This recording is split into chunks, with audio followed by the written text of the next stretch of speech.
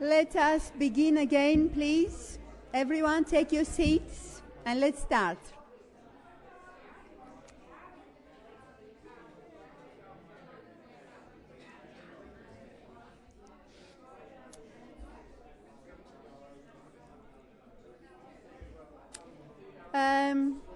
We're going to start this session, everyone.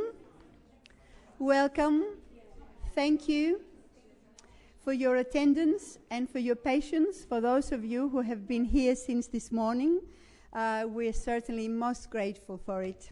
But it has been very interesting. You can, I'm sure you all agree, it has been fascinating. Every panel has been just one better than the other. So we're all thrilled about that. Now, this is the session that I'm excited about. That's why I'm chairing it. It's titled Writing the Past, Fact, Imagination and Reinterpretation. In Greek, γράφοντας το παρελθόν, γεγονός, φαντασία και επανερμηνεία. Because I wrote my own little story recently, and so, I've been preoccupied about, what it is to write one's past. So I will just go through a short description of this panel. The questions we're trying to answer are these. How does the past manifest itself in the work of any artist or writer? Is there a single standard response to the past? Or do we cherry pick, so to speak, those moments we need to sustain and guide us as we negotiate the present? Is that the case? Do we cherry pick those moments? And in the process, is the past reinvented once it is filtered through our imaginations? These are some of the questions that our four writers will try to answer. And I'll read it in Greek because there are a lot of Greek speakers in the audience, and I just want to kind of give you an idea in Greek as well, so you can follow it a bit easier. Πώς απεικονίζεται το παρελθόν στο έργο κάθε καλλιτέχνη ή συγγραφέα? Υπάρχει μια και μοναδική, παγιωμένη ανταπόκριση σε αυτό, ή είναι ένα είδος συγκομιδής των στιγμών εκείνων που χρειαζόμαστε ώστε να μας καθοδηγήσουν, καθώς προσπαθούμε να διαπραγματευτούμε το παρόν? Και στην όλη αυτή διαδικασία, πώς ανακαλύπτουμε ξανά το παρελθόν από τη στιγμή που αυτό φιλτράρεται μέσα από τη φαντασία μας? Αυτά είναι μερικά από τα ερωτήματα που θα προσπαθήσουν να απαντήσουν οι τέσσερις συγγραφείς. Of the four writers participating in this panel, one was born in Australia, while the other three came from Greece at a young age. We're going to start with Angela Costi, although I must admit that I didn't think of it because she chaired the previous session and I'm sure she's exhausted, but can be done. I'm sure you'll be able to. You'll manage. So we'll start with Angela Costi, who was born in Australia. Her parents having brought the family to Australia from Cyprus. Angela, apart from having a young family and working as a lawyer for Victoria Legal Aid, is a poet with 3 collections of poetry. The latest one, Honey and Salt, was shortlisted for a National Poetry Prize in 2008. She is also a prolific playwright with 8 produced plays. Angela is going to talk about how the past comes into play in her work. What is the importance, for example, of lemon trees, olives, Cypriot embroidery, artichokes, as in her famous poem Blood Rose and the Artichoke Heart, which has become now a little classic. We all love that poem, which has a lot to do with her childhood and her relationship with her grandfather. As you can imagine, there's a lot of meaning and history behind these objects, so I will ask Angela Costi to get us started. Thank you.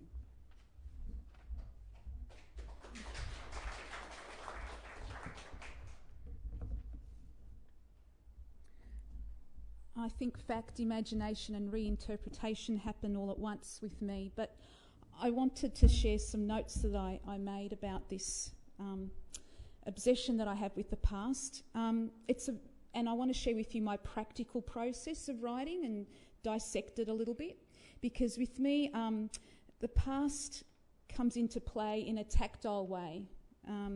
almost like tactile learning. It begins with an obsession, and the obsession is an object. So as Helen said, lemon trees have stalked my life. I grew up with a lemon tree in Riverwood in Sydney, and I've ended up with a lemon tree in Coburg West, and there've been at least 6 or 7 homes in between. And there's been a lemon tree that's, in fact, been in every home. Another thing that has wandered with me are sugared almonds. So I'll also explain this through my writing in this notebook that I brought along. This is one of 40 books that I've got over the years. And the books that I've got are not the poems. The books just journal the process with these objects that are connected to my past.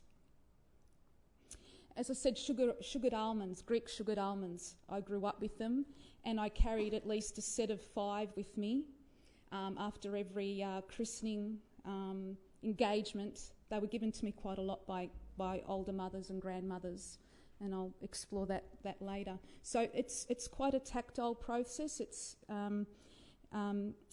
evolves in my mind. It doesn't let go. The object, I ponder over it, I ruminate on its existence and what it means to me, and it's not a calculated process, it's quite organic. It's something that I can now reflect on because, as Helen has noted, there's a whole list of poems that deal with lemon trees, olives, sugared almonds, the Cypriot embroidery, certain Greek songs. There are about 8 or 9 poems that I've written from earlier days and some recently, and the songs just keep playing over and over in my head, and I actually have to write and have the song either playing in my head or have it playing. The Greek Orthodox Bible has also been a big thing as well in my life. My mother being very religious, I was brought up quite traditionally. We went to church every Sunday, and that's reflected in my poetry, and just she would always give me a Bible. I think I've got, at one point I counted about 12 Bibles, various versions, with a lot of Greek liturgy in them. And obviously artichokes have centred in my life. And I think having them there, the objects there, have, for some reason, the only way to release them for me has been to write the poems, and then they go away. So what I wanted to do is talk to you a bit about these objects and how they are filtered through my writing, through this book, and then read the poem itself.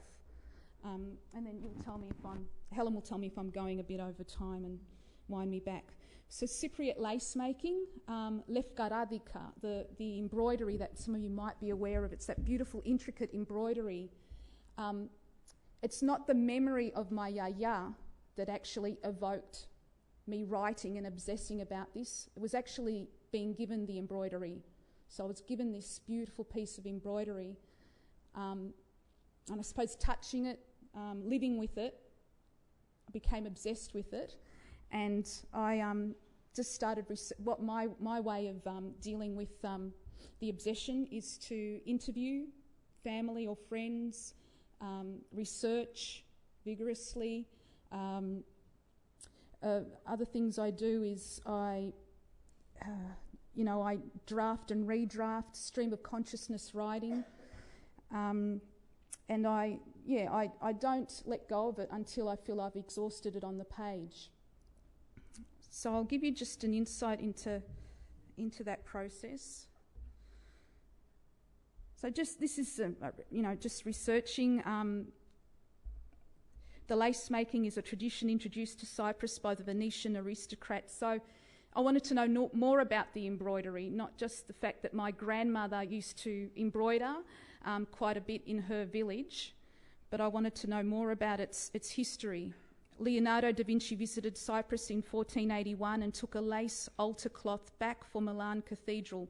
It is said to cover the table in his painting of the Last Supper. This design is known today as the Leonardo da Vinci design. Further on in the book, Cypriot women stooped over a cushion or a pillow on their lap, sitting in the shade of a tree, working the lace as they have done for centuries, the design for Lefkada lace. And, so on. There's lots of notes about the embroidery. And finally, it becomes a poem, and then it's released, and I don't worry about it anymore. Making lace. I see her as I see me, sitting on chairs before the impact of our craft, both intent on making a story out of a sequence, a gift out of repetition. Her stitch is my letter, her design is my phrase, thread weave throughout and in, throughout and in. She's framed by a mountainous fig tree. I have the hallway of wedding and christening photos. Her eyes meld to hands, to thread, to tsimbi, to glossy, to caterpillar turrets, to butterfly balconies, to geometrical dreamscapes of Venetian ladies. For Leonardo da Vinci to take to Rome, to robe the table for the Last Supper, to paint and adorn the Milan Cathedral. That is the myth from linen. She is the story on linen. No longer woman in small village sitting under a tree for days, months, years of thread weave throughout and in our skin.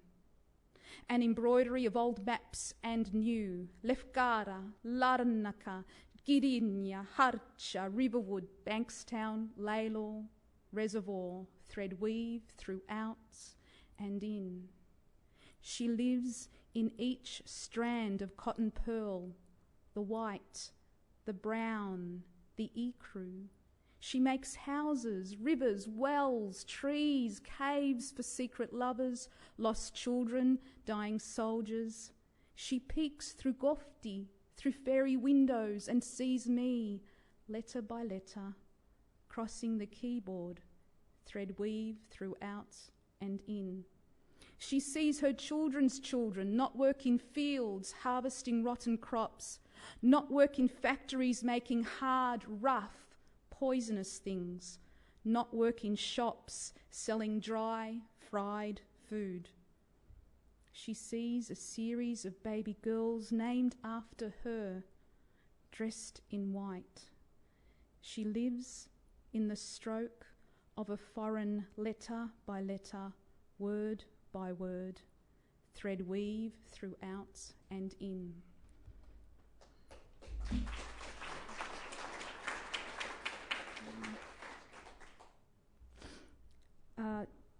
Sugared almonds. So they too became an obsession. And 23rd of July 2008, I began to write about them. Stream of consciousness stuff.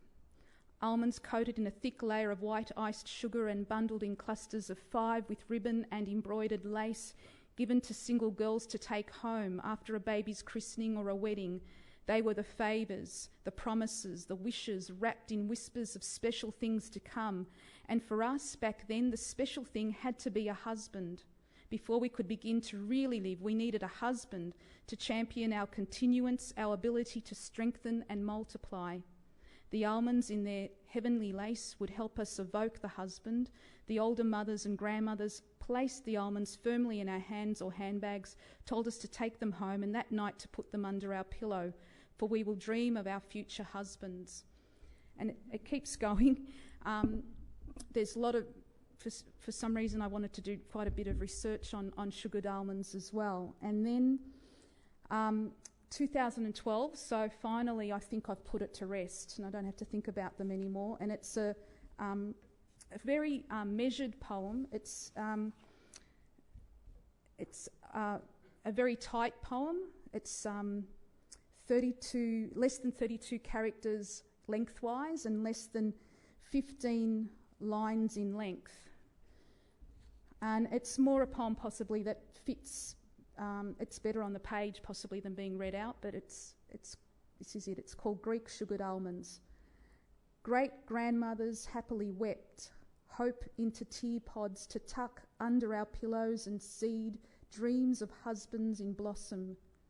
They were silk river pebbles teaching us games of caress, hide and seek among fingers and sheets, how to sleep and see men who sat at the foot of our beds, coated in a frightened white like clenched knuckle bones. Savour without taste, they wept, but we had developed a hunger.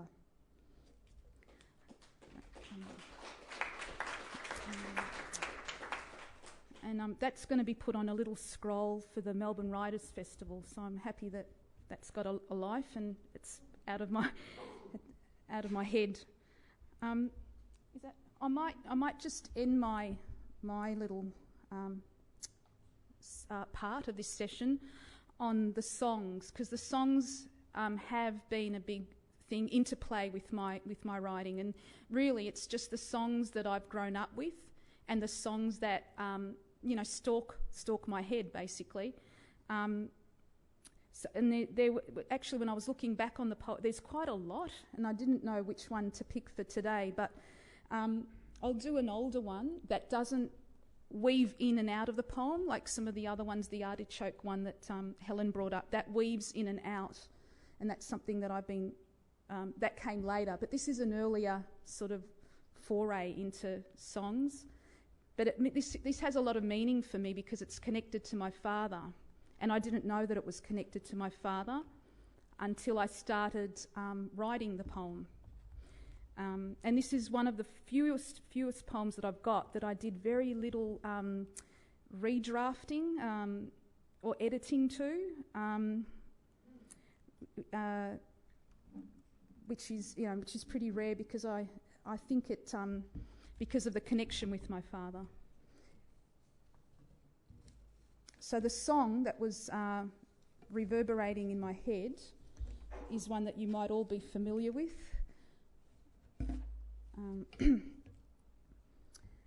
Συνεφιασμένη Κυριακή μοιάζεις με την καρδιά μου που έχει πάντα συννεφιά, Χριστέ και Παναγιά μου.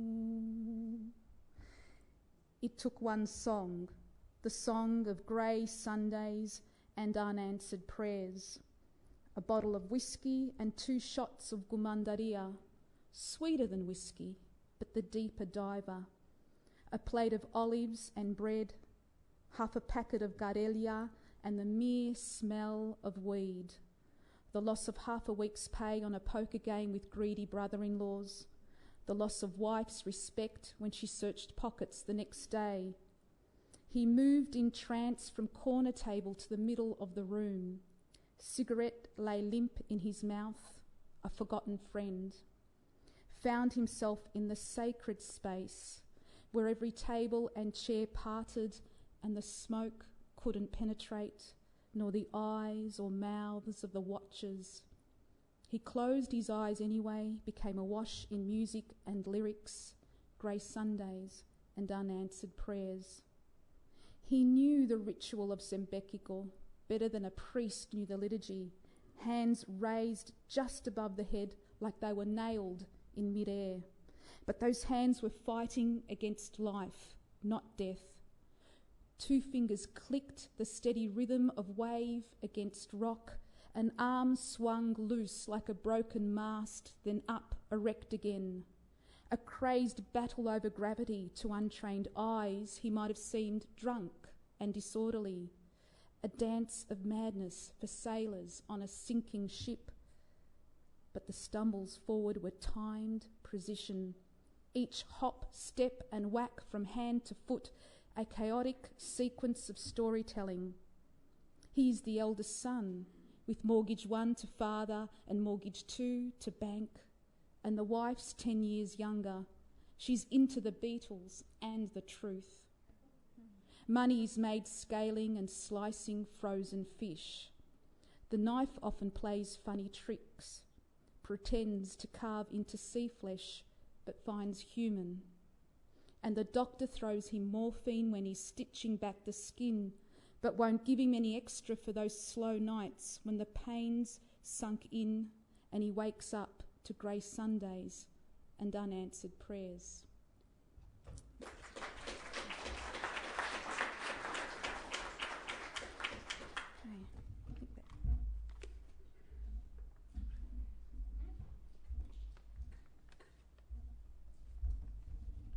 Thank you very much, Angela. That was wonderful. Tom Petsinis, he's the next speaker. Tom was born in Macedonia, Greece, in 1953, and he came to Australia as a child, his family having migrated here in the 50s. Tom grew up in Fitzroy. He attended Fitzroy High School and studied mathematics at the University of Melbourne. And he has been a mathematics lecturer at Victoria University for many years. He's a prolific poet, playwright and novelist. There are 6 collections of his of poetry, 5 plays, 3 novels, and a collection of short stories, and has received a number of awards, residencies, fellowships and shortlistings. Participated in Australia's major literary festivals as well, and several prestigious international festivals.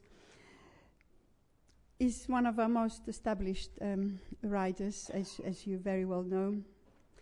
Tom will speak to us today about his forthcoming novel, titled aptly, Fog, or Michli. Tom told me that this is a story about a man who's got dementia, and he experiences moments of lucidity as a boy growing up in Fitzroy in the 60s. So that's another way of writing about the past. Please welcome Tom Petsinis.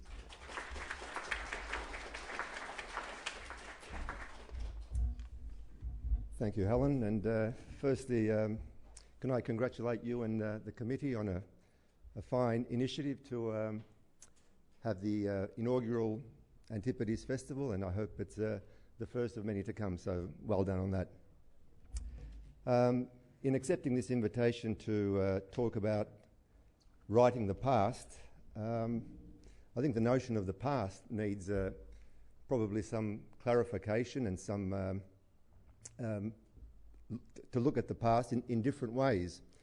I mean, we can look at the past from a personal perspective, the personal past. We can look at the reinterpretation of the historical past. It can be very subjective writing about the past, or more detached writing about the past, particularly the historical, through the genre of the fictional history, if you like, which is very popular. Now, I'd just like to talk briefly about how I've approached the past and the different forms that I've used to tackle this very slippery concept of the past. I've looked at it from the historical perspective. My novel, The French Mathematician, is a fictional recreation, if you like, of a young French mathematician who lived in Paris in the he was born 1811 and died in 1832. So if you do your sums quickly, you'll find that he died very, very young at the age of 21. In researching my subject and in researching the past, I wanted to tackle this project not from the perspective of a biographer, but from the perspective of a novelist, a writer of fiction. And I was constantly negotiating between how a biographer would tackle a recreation of the past as opposed to a novelist. And I think the differences are that the novelist has the liberty, if you like, to enter the space of the past in a way that's perhaps not allowed the biographer, who is constrained by, let's say, the demands of academia or the demands of the nature of biography.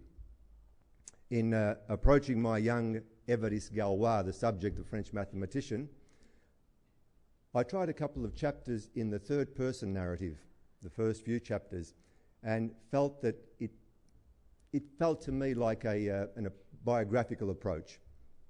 So I recast these initial chapters in a first person narrative. Now, I was fortunate in this regard that there was many grey areas in my subject's life. Because he died fairly much in obscurity, having at the age of 16 discovered some very, very important mathematical theorems which are the foundations of group theory today. But because he died in obscurity, there were grey areas which allowed the novelist to enter the world of Évariste Galois and, through the first-person narrative, to enter the headspace, so that, written from the first-person perspective, I was able to give the novel the sort of, firstly, the sort of energy that I wanted, and secondly, the sort of egocentric nature of adolescence, because I was talking about a young guy from the age of 12 to the age of 21. So this idea of an egocentric, self-obsessed young man, which is pretty much, you know, typical of adolescence, for me worked better in the first person. And after the initial rewriting of those first 3 or 4 chapters, I found that I had found my momentum, and that carried me through to the novel. So that's one example of, I suppose, recreating the historical past. And I think there's not much of me in that novel. Although it could probably be argued that the writer comes into all their work because of the very fact that why have I chosen to write about this theme as opposed to something else. So inevitably the subjective element comes through, but I think in this case the subjective eye was filtered through the historical material. So historical fiction, very important genre, and it's one way of negotiating and recreating the past. I've explored the more distant past, this, I suppose, ancient Greek past in some of my writing as well. And again, in recreations, in fictional encounters between classical characters. In my novel, The 12th Dialogue, I've concocted a meeting between Plato and Homer, who of course were separated by many centuries, but again, in looking at and using the material of the past, I was trying to explore the notion of poetry and the place of poetry in society.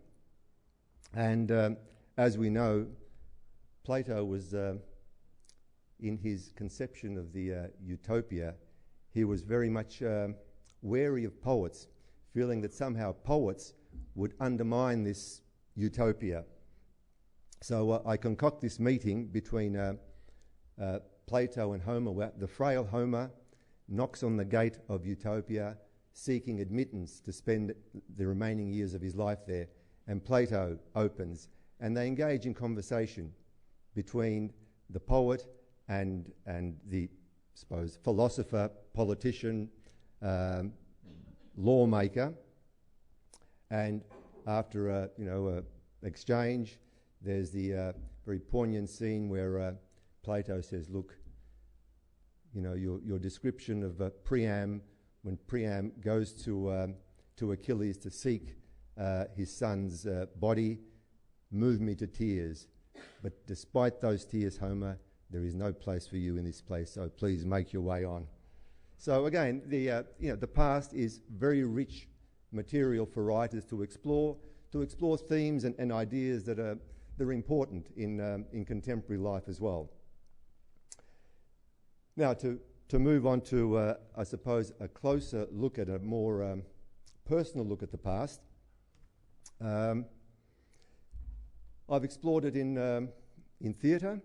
My play The Drought looks at the past and looks at the pull of the past on the sort of migration experience, where a young man leaves his Macedonian village, comes to Australia. 20 years later, he doesn't amount to anything and returns to the ancestral village, and the conflict between the brother who remained and this prodigal son who came out to Australia. So again, it's not an autobiographical past, but it is a past that's a bit closer to me.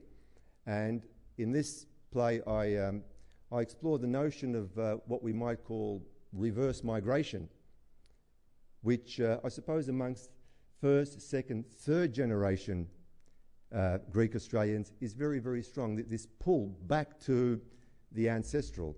I mean, Angela referred to it in the sense of the images and the objects that sort of pull her to the past, and I think it's a very fertile area for investigation. And possibly, if there are any aspiring PhD students there amongst us, I think it's probably a worthwhile project to explore this notion of reverse migration.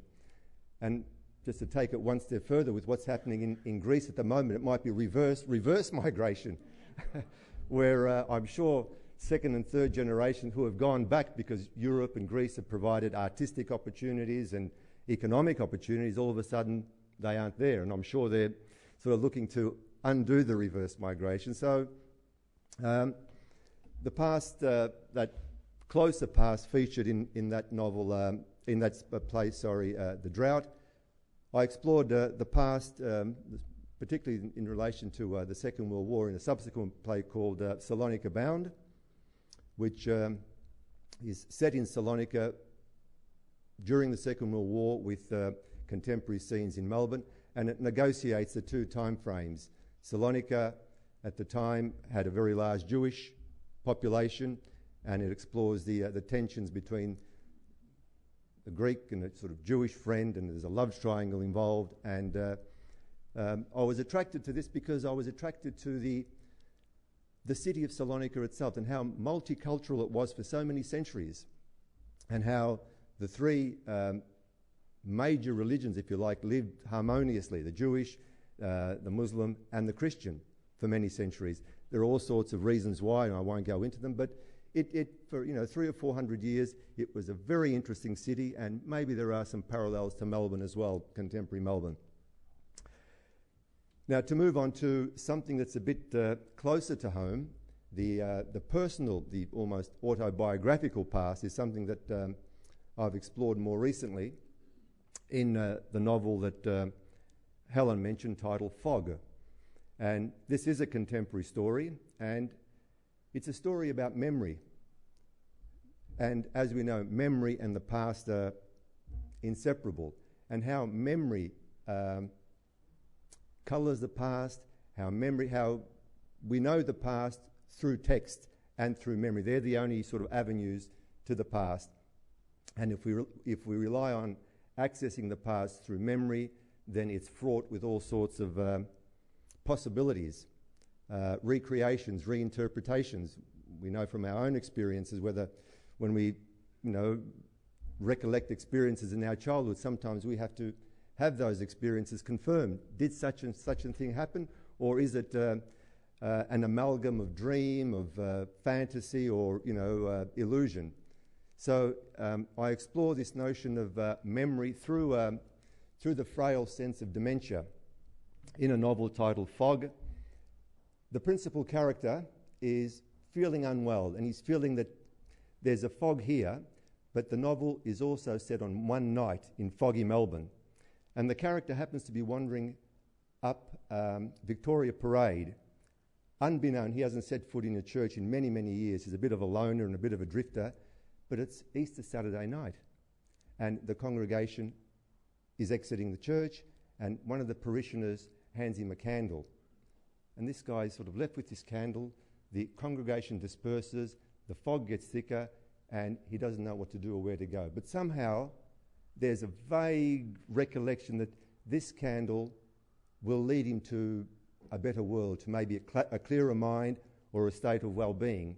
So he follows the candle, and the candle takes him through a nocturnal journey, and he meets various characters in the contemporary story. But as he wanders through Fitzroy, he encounters landmarks and places that he recognises from his childhood where he grew up. And suddenly there are these moments of sharp clarity where the past comes back to him, and we see the character as a young boy interacting in Fitzroy, growing up in Fitzroy. And the novel moves between the two, between the contemporary story and the contemporary story of dementia, if you like, and memory, and what it is to be, and what it is to define our identity through memory, and how the breakup of memory ultimately leads to the fragmentation of identity as well. And yet, as this is happening to the protagonist, we see him as a young boy when identities beginning to form and harden. So you've got this dual movement between fragmentation of identity and formation of identity, and it leads to quite a let's say quite a surreal end where the two merge, and from a reader's perspective, it's difficult to determine whether it's the world of the young boy or the contemporary character that becomes a more real world. How am I going, Helen? Have I got a chance for a little reading or not?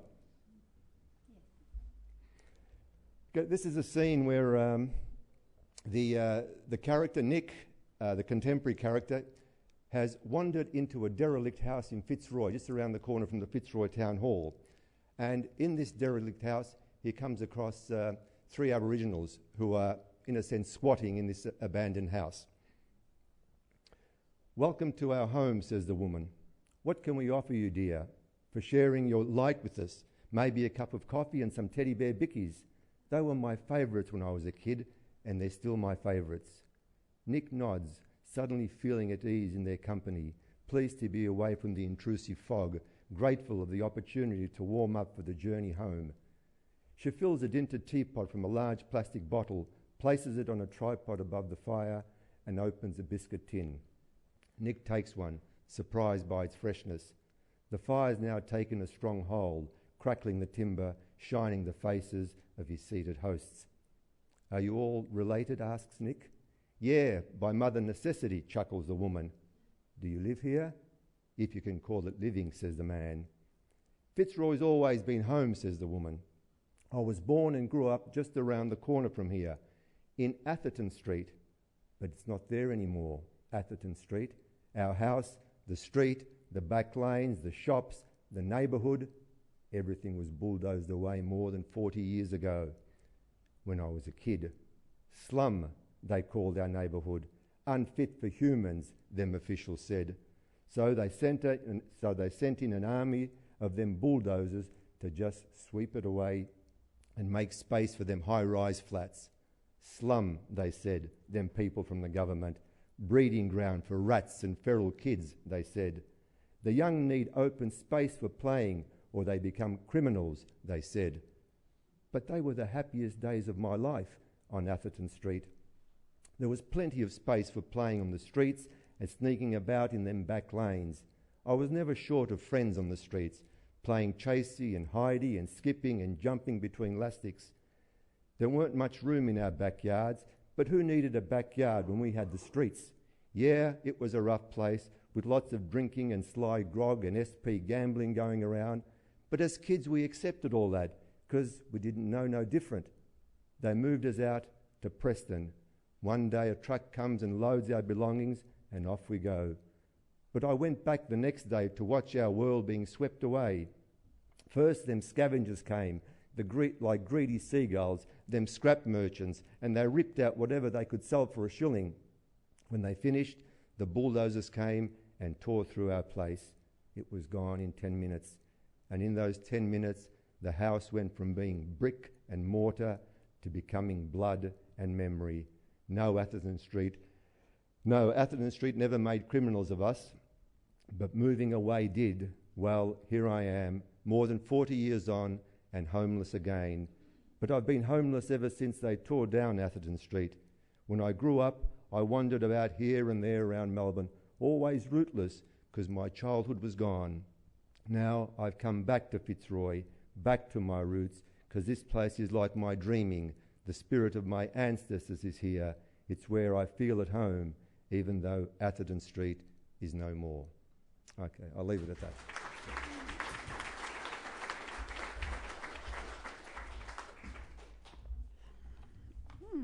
This is wonderful, isn't it? Even though it's the end of the day, it's so nice. What can I say? That's why we're doing what we're doing with Constantina and all of you being here, because I guess we're all book lovers, aren't we? And lovers of stories like this about the past. Now the next speaker, Dmetri Kakmi. Dimitris Kakmis. Well, we've already had Dmetri here. He had a wonderful session with Brasidas Karalis about Manolis Laskaris, Patrick White, Cavafy, and so on. Now, well, of course, some of you may not have been here before, so I'll read out his biographical note. Dmetri Kakmi was born to Greek parents on the island of Tenedos, one of two islands of the Aegean ceded to Turkey in 1923. Is this correct, actually? I hope I'm correct historically, that this is what happened. He came with his family to Australia as a 10-year-old in the 70s, so he's a more recent arrival. From that kind of background, he went on to become a writer of essays, journalism, and short stories, and a senior editor for Penguin Books for many years, until recently. This fact is actually important, I think, because it shows how the offspring of immigrants can often go on to become active and important members of a mainstream society. Now, the reason Dmetri is in this panel is because of his wonderful fictionalized autobiography titled Motherland, which was shortlisted for the New South Wales Premier's Literary Awards. When the book first came out, I went and bought it because, obviously out of professional interest, I like to read anything that's written by Greek Australians, because that's my area of research. But so I went and got it and read it, and I loved it. But I didn't have time to really read it carefully, page by page, and absorb it because I was very busy then. I was still teaching.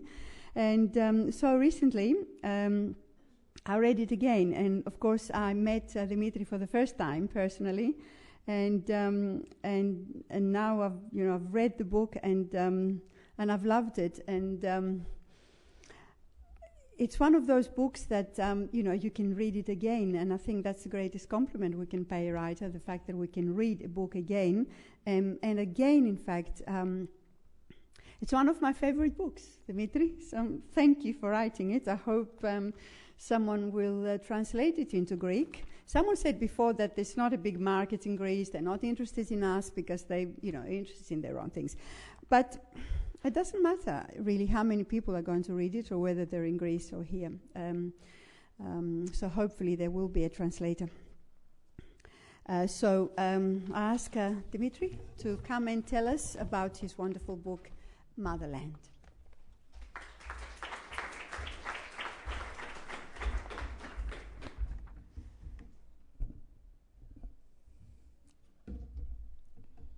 One summer afternoon in 1967, or it might have been 1968, or as late as 1969, a distant cousin was secretly conveyed from an Aegean island to Istanbul to recover from a mysterious malady that may have been pregnancy out of wedlock. To reassure us, the cousin's older brother, or it might have been his mother, announced that my cousin will soon return in the best of health. As it turned out, the cousin did not come back. The following winter, word reached us that she had been raped and murdered by a Turkish man. Soon after, or it might have been well before this terrible event, a Greek neighbour's dog was nailed to a tree by nationalists. While this was happening, a woman killed her unborn child and plotted an escape from an unhappy marriage. More than 40 years later in Melbourne, I launched the book based on these events from my childhood. The title is Motherland, and the story of my family's final years on the Turkish island named Bozcaada, which, as Helen said, is Tenedos. You will have gathered two things from this opening paragraph. First, that the book is not pretty. It is by nature a savage book, though it is cloaked in very pretty language. The second thing to be gleaned from the opening paragraph is that I'm not certain when and in what order events occurred. How can I be? I was 6, 7, 8 when life turned Rottweiler and ran amok among us. Furthermore, I was in my 40s and on the other side of the world when I wrote about the events that, for better or worse, formed my character. If the eyes are the windows of the soul, the view from inside must be murky, especially as one gets older, and more so if one used the same dusty panes of glass to gaze into the past. And what if we looked from the outside into those eyes? What will we see? Will we see a charade, a shadow play, and maybe a glint of the true self? A memoirist has to ask these questions when writing about the past, and when attempting to capture the people whose story is being told. How do you do justice to something that is long gone? And how do you revitalize people who in some instances are dead? Whose version of the story is told, and how does one portray one's own self within that story? What degree of honesty and openness apply for subject and self? There is no answer to these questions. Every writer has to make up their own mind.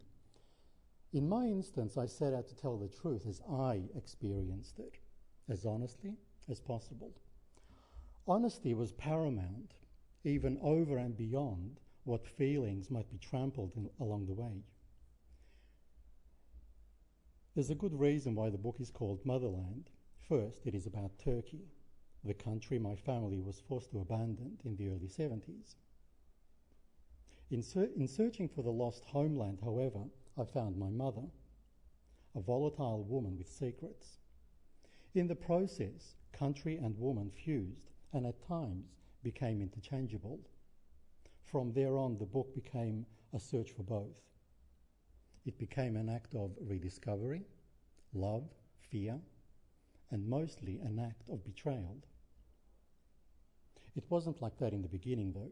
My initial aims were pretty modest and pure. I merely wanted to commemorate the dwindling Greek population of the island. I wanted to write a little chapbook that captured the stories, the myths, fables of the island, the daily grind of peasant life, and the varied conquests. Something that would appeal to the specialist only. I spoke to people, I conducted my research, I travelled to Turkey. 3 years passed. The book was coming along, but it lacked vitality, and I didn't love it. Then everything changed. It began when my sister told me a secret told her by my mother. The revelation was beyond belief. It was saddening, and yet it made a lunatic sort of sense.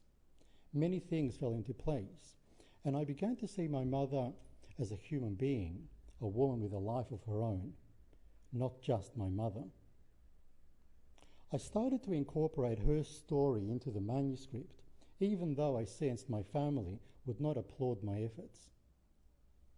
A year later, my father obliged by telling me the real story behind the cousin who'd been raped and murdered. The details had been revealed to him by a compatriot who had visited the island on holiday. The man had met the supposedly dead woman, and she told him all he needed to know. I left my father's house that night feeling really betrayed and vengeful. I was a bomb about to detonate. It turned out that the people I placed on a pedestal had lied about vital issues. My father's revelation made a lie out of my life. And when I stopped seething, I saw that the people we love and trust can wear deceptive masks, and the enemy can have a beautiful face. Hurt and enraged as I was, the writer in me saw an opportunity and grabbed it. Motherland, as it stands today, was born that night. I finally had a story and a name. It was to restore life to 2 women. That night I woke up at 2 in the morning. A sentence was running through my head. I wrote it down and went back to sleep. In the morning, I saw that it was the voice of a little boy, describing sitting under a mulberry tree and having lunch with his mother and sister. I knew immediately that I'd found the voice for the book. The Dmetri in the book is not the real me. He is a literary creation, a persona, if you like, an idealized self with a wishful thinking thrown in is way too wise for me, for instance, and far more observant than I ever was at that age. Thus began a period of furious writing, and I finished the first draft within 7 months. In an email, the Turkish translator of the book said to me, "Your revelations are certainly more daring than anything I have read." I have to admit the book is rather daring. But after the initial flush of pride, I had to ask myself, what claims to honesty do I have? After all, I have written a book that utilizes fictive devices to turn real people into characters that are neatly wrapped up at the end. I took real events and created detailed scenes that move the narrative forward, and I advanced plot in a plotless life. Furthermore, I took factual information that was gathered over years from the mouths of different people and revealed them in a scene that is entirely fictitious. Hardly honest or truthful, is it? Why did I do it? Because I wanted to draw the reader into the story and hold them there. The best way to do that, as far as I'm concerned, is to create vivid scenes and characters and to develop the kind of narrative drive usually found in a novel. Second, I realized that facts got in the way of the emotional truth and were therefore disposable. Moreover, if the book was to have relevance to an Australian audience, I had to seek the essence of its themes and characters and universalize them. In the final take, I wrote a memoir that reads like a novel, and a novel that is a memoir. The real story of a very narrow moment in time. I did something that the writer is not meant to do when writing about real life. I fused two genres and fictionalized certain real events. In the process, I turned life into art, and I brought art's refining qualities to bear on life's formlessness. I don't believe that art redeems life, but it can help make sense of it. If the past is what memory makes it, then we're in trouble. Memory is fluid and unreliable. It changes with mood and emotion. As we age, some things fade and others are amplified. By these terms, the past is made of stories we tell ourselves and others about our lives. Over time, these stories are polished and repolished until they are honed into finely tuned tales. Nothing sullies them. The impurities and unwanted elements are pushed aside, and they represent an inalienable inner truth, but it's not the truth. Thank you.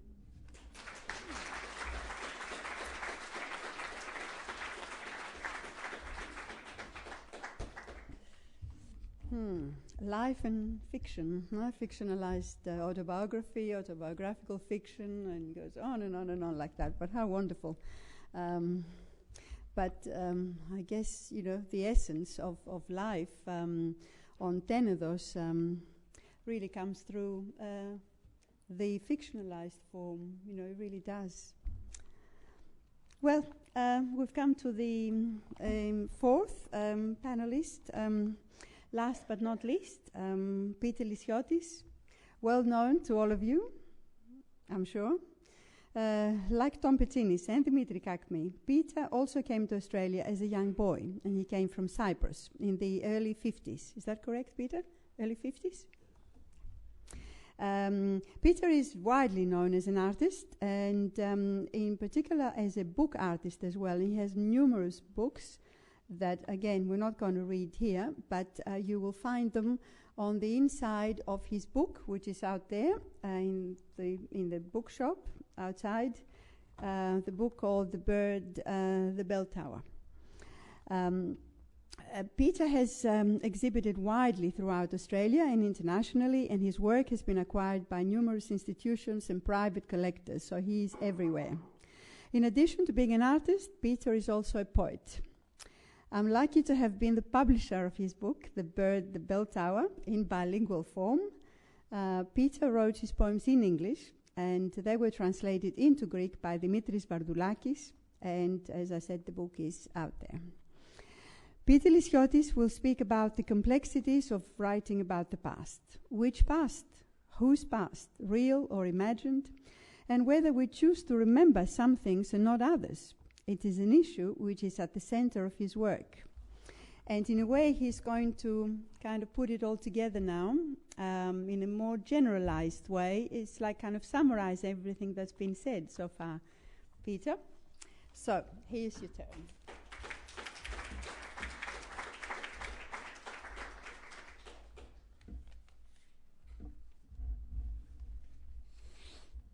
It's 1941, Athens at night.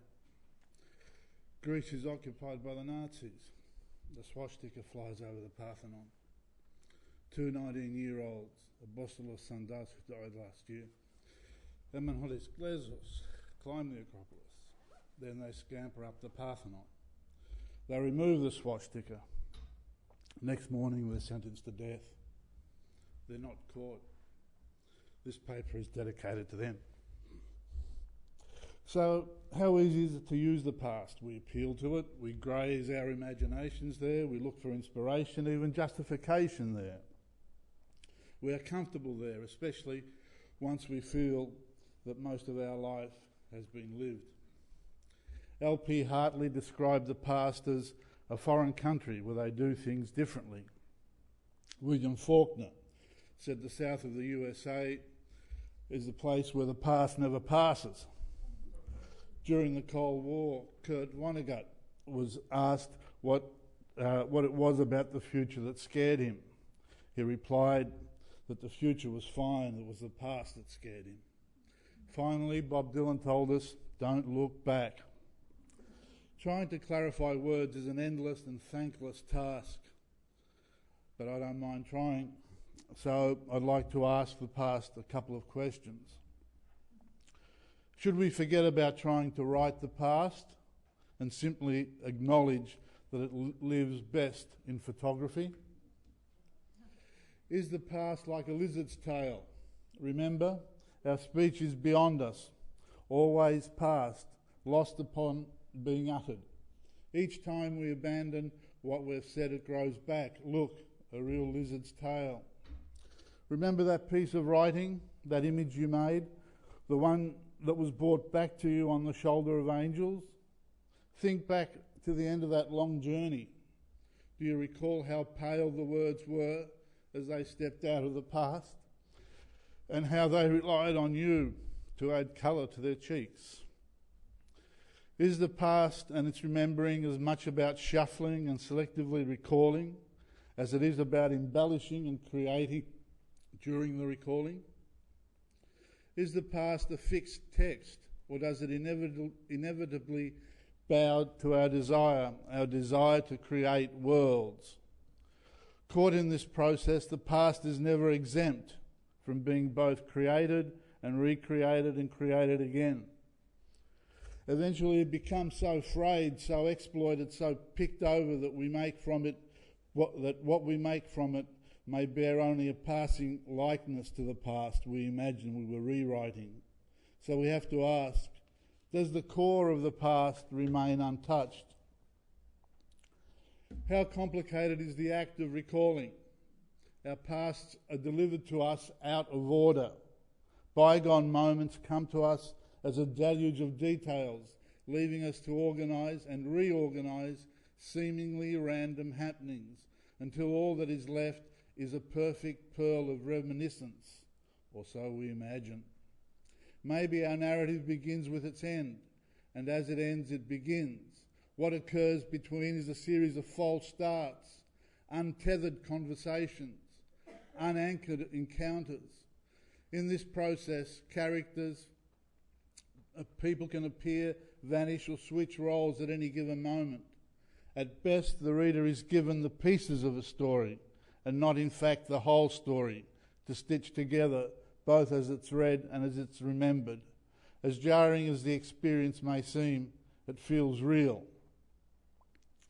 Are there reliable boundaries between vicarious and real experience, between the past and the present? Is there anything that can't be made into a form of show business, and any form of show business that can't be made into something else. So is the choice between the motionless time of the past and the still time of the future? Is the past a sacred, cordoned off country, existing in splendid isolation, just waiting for us to pick the eyes out of it? No. For instance, capital has already broken the cordon and built an industry around it. We call it nostalgia. There are vintage phones, signs, suits, dresses for sale. Are we meant to confuse this window dressing for the actual past? And if not as nostalgia, look at the fashion industry and see how it remoulds the past according to contemporary values and anxieties. Is the past we try to record or write simply life, but with the boring bits left out? We all look for wounds to believe in, and the best wounds, those that need the most picking, are in our past. Do we use the past to give both shape and order to what can seem and perhaps really was a collapse into utter dereliction? At our best, we might hope to be like Claude Levi-Strauss, who woke at 5 a.m. to work on his tetralogy, Mythologiques, always conscious, as he put it, of trying to be the place through which the myths pass. And at our worst, we look directly behind us and mistake our own shadow for the whole of the past. Let us imagine a drop of water on the lip of a terracotta jar, trembling, trying to hold on for another second to the idea of what it was. Let us imagine we are the drop of water. Is this the past? There are those writers, thinkers, dreamers, poets who open my eyes, and there are those few who have allowed me to keep them open, because they are not only dreamer poets, but also keen archaeologists digging out a common past for us. They are also keen humanists who acknowledge that we live and breathe in a real world, which at any moment may tilt dangerously to the right. These are the writers like Ritsos, Neruda, Nazim Hikmet, Lorca, and William Blake. How original will our past allow us to be? Books from the past open out onto the books that we write. The past helps us write our books, because no person, no book exists on its own. What happens is the best art is the trade between the past and the present.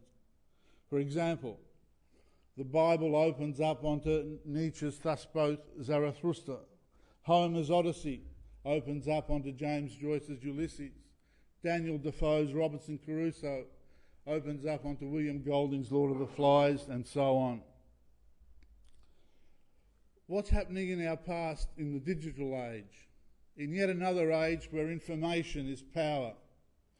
Will we have a past or merely an electronic file as we surrender our privacy and our lives to companies like Google and Facebook and the alleged imperatives of paranoid governments? We have accepted somewhere in the past, time I can't recall, but you might, to give up pieces of our lives. Our movements are taped, tracked, recorded and filed away. All our details, those things that spark the imagination, are being diffused by multinationals and government bureaucracies. Under the watchful eyes of the digital constellation, can we afford to be frivolous with our past and our writing of it? Or should we be grateful to be freed from it? In the end, we have to ask how complicit we have been in this theft of our identities, of our past. Alternatively, can we shut down our past? Can we avoid it? Run away from it? Let's forget writing for a moment and go to sport. There are two moments which go some way towards answering the question. Firstly, a 19-year-old Nicky Winmar at Victoria Park, after constant racist abuse, stood before the Collingwood cheer squad, raised his jumper and pointed to his skin. It was a defining moment. Nicky forgot that he should cop it sweet, the way white folk expected him to. Instead, this was a moment when Aboriginality surfaced, and importantly, this past was expressed in an act, a lifting of the St Kilda jumper and pointing to his skin. Why deny it? The past was there, all the time, no words necessary. Secondly, Zinedine Zidane in the 2006 World Cup final against Italy, the famous headbutt on Materazzi. At the time, we all asked why. Even you did, Nico. In a lifetime of football, he'd finally had enough of racist and personal vilification. He forgot that he was supposed to be a Frenchman. He remembered he was an Algerian.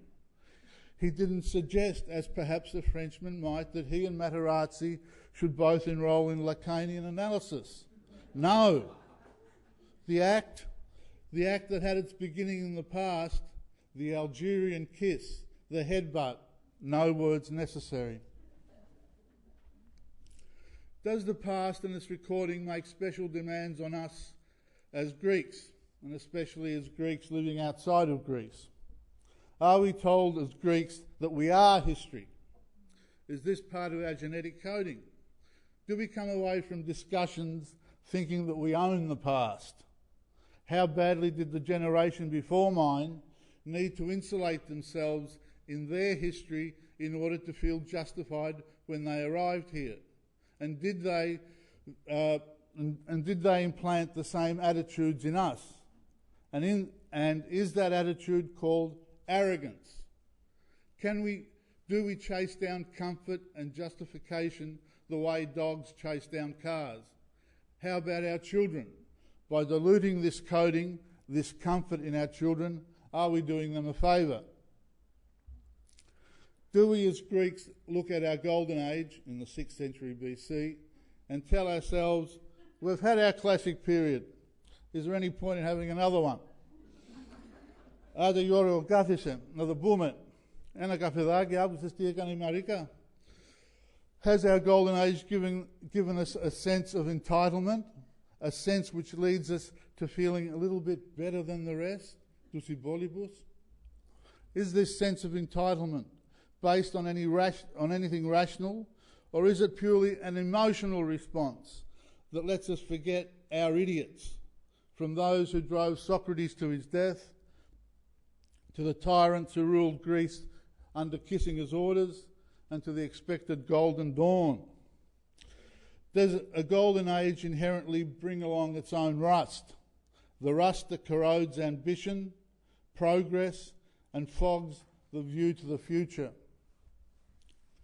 Has the Greek past become so monolithic that we have to rely on artists to breathe breath into it? James Joyce with Ulysses, Derek Walcott with Omeros, Yanis Ritsos with his politics and surrealism, Gaddafi with Byzantine intrigue and sexuality. We may well accuse Anglo-Australian writers of either clambering up gum trees to hug a koala or jumping into the ocean to face the great white shark when they come to the end zone of their imaginations. But do we ever identify what it is that makes us writers with a Greek background clamber up the nearest Doric column to cuddle up to a frieze, or go in search of a marble statue to talk to?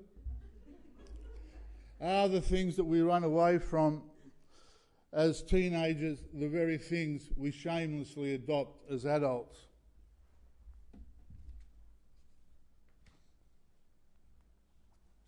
You send me a voice through lips of marble. I need a ship to begin my journey. Your eyes will do.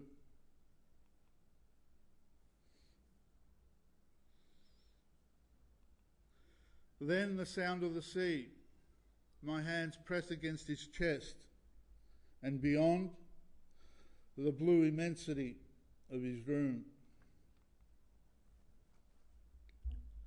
I learn that marble has an appetite for love.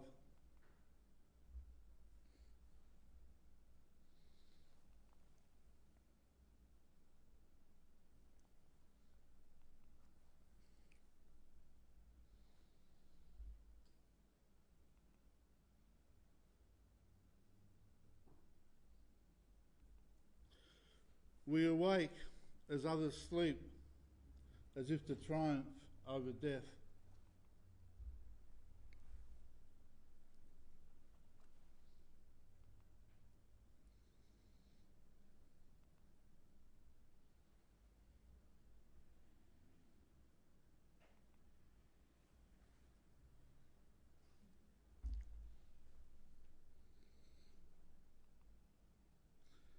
The delicate bones of his name are arranged on the white pillow next to mine.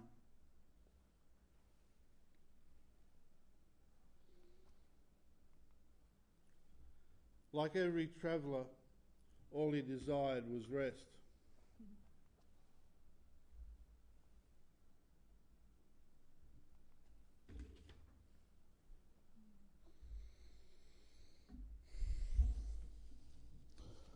Will the future be like the past, in the sense that no matter how amazing or technologically advanced a society becomes, the basic human rhythm of petty malevolence, sordid money grabbing and official violence, illuminated by occasional bursts of loyalty or desire or tenderness, will go on?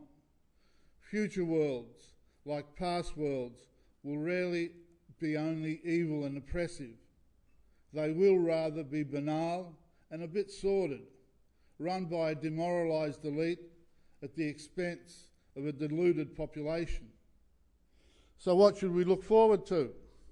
That no matter how mad life gets, it will first of all be life, something we generally don't have too good a grip on.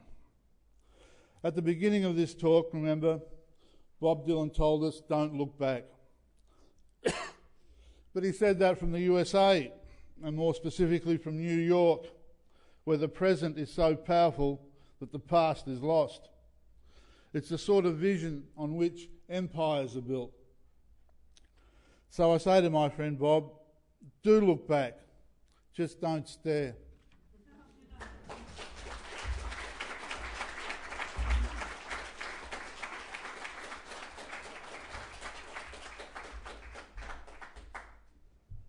This was a tour de force, wasn't it?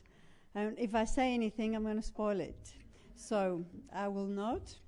Now, it's 6:15.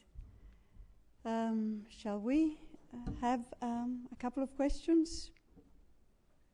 Or shall we do the questions outside over a cup of coffee or something to eat?